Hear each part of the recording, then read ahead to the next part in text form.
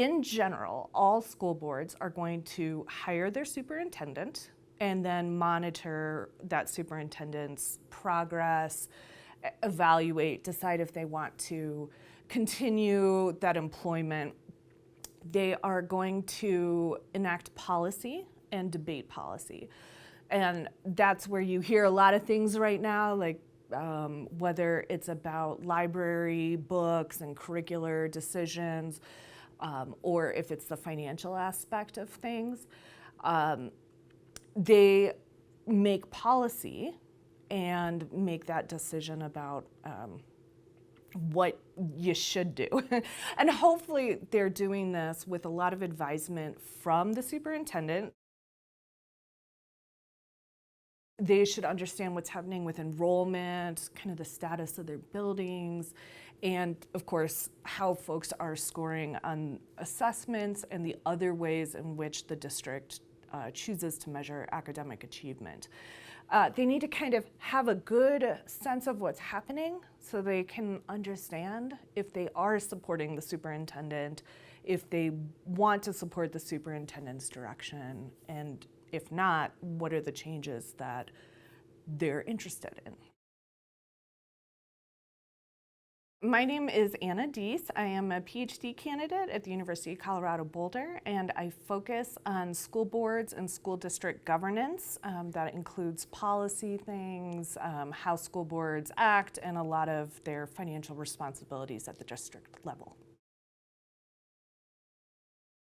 I would say I don't agree that school boards are becoming more heavily politicized, but I do agree that in some places they probably are becoming more politicized.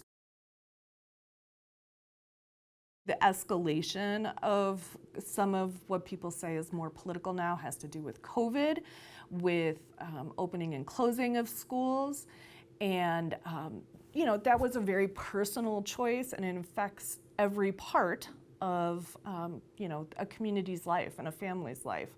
So families certainly got more invested in that, and those families also include teachers who have children and the administrators who have children. So it was just a really tough time. One would expect to have these tough conversations.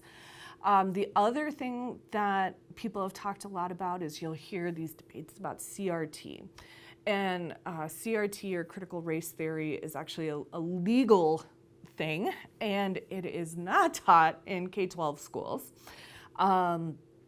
But what people have conflated that with are the ideas of how do we talk about like privilege and systemic marginalization and issues of that sort. It's important to remember that school boards generally can't respond in the moment. So you might have, this frustrates a lot of people at school board meetings. You might have somebody that comes in, they've coordinated this group talk that they want to say, and they want to advocate for a specific policy change. So they come in to make public comment. And the board, a lot of times, has to just sit there.